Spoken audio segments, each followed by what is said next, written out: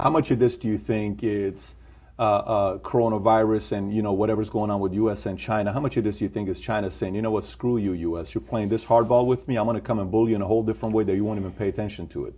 How much credibility do you give to that? 5%? 1%? I'm not going to answer that question, but I am going to answer the question in a different way. Because I'm Christian at heart and I like to think that nobody would want to kill people. I will say this much, and if you're listening, write it down. In late November, word had already gotten off of the mainland that there was a virus in Wuhan. On January the 15th, the U.S. trade bill was signed, phase 1. December the 15th. I had a whole month off, December the 15th. 6 weeks later, the trade truce was signed with an out clause, a very clever out clause that the Chinese made sure was in there, that said if there was any kind of act of God, pandemic, then they didn't have to make good on what they had committed to buy from the United States. Within days, they announced the first coronavirus. So, did the Chinese know damn well that this thing was running around the world for 6 weeks before they shut down Wuhan? Yes, they did. Is that criminal? Yes, it is. Does it deserve to go in front of a world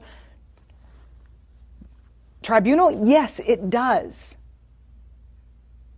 Because we know that it was the unfettered travel that made this thing a global phenomenon that was impossible to contain. 6 weeks they knew, but they wanted that out clause. And then they underreported what happened in Wuhan, which a toddler could tell you based on what happened in Italy, based on what's happened in Germany and in France and now in the UK with Boris Johnson in the ICU. There's no way in a city the size of New York, 11 million people, that there were so few cases. It's impossible with similar density to New York. So the World Health Organization should be held accountable for not holding China accountable to providing good, valid data so that the rest of the world could prepare for fewer people to die. And that's what you're talking about. To me, these are equivalents to acts of war on the part of China. And then, equally, whether you're talking about NPR or Fox News, most major media outlets on both sides of the aisle came out and reassured the United States that it was just the flu. Within 24 hours of South Korea's first case being reported, the United States' first case was reported. And what we did was dither. We sat on it for 6 weeks and tried to reassure the public that nothing was happening. Somebody should be held accountable for that. Because somebody in the United States intelligence community has to have known what was truly going on in Wuhan. We don't have a CIA for nothing. And yet we told Americans for 6 weeks, while South Korea was testing everybody and shutting the country down, that it was just going to be the flu. So there are a lot of responsible bodies right now that have taken us to the point where we're at, inside the country and in China. And they need to be held accountable.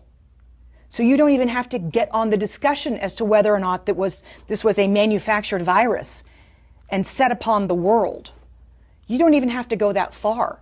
If we find that in future investigations, then that needs to be prosecuted.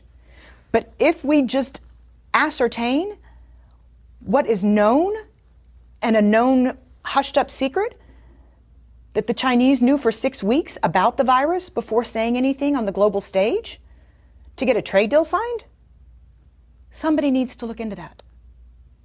Because countless lives have been lost as a result. The damages are in the tens of trillions of dollars. We're not talking about small here if that's the case. No, we're not. And we're talking about people losing their family members, and we're talking about we're talking about suicides in the future, we're talking about economic hardship. All of this could have been mitigated had China been honest and had the World Health Organization made China accountable. Because at first they said it's not anything to worry about when the WHO first came out and said, we don't need to stop everything. Let me ask you, who do you trust the least? Iran, Russia, or China? China. China's got more economic power. Because of that, or because they don't have a free press and because we can't really know what the hell is going on over there? Well, that's just a kicker, but you don't really know what's going on in Iran either. You had global satellite images in Iran showing mass graves. Iran underreported the same. And you can't tell me that in the cold of winter that Russia has as many cases as it's reporting. But at last check, China's 17% of global GDP. They can throw more money around than anybody else. And you just mentioned two of their allies, by the way. So that's why I asked it the way I did. And the largest contiguous land border on the planet, by the way, between Russia and China.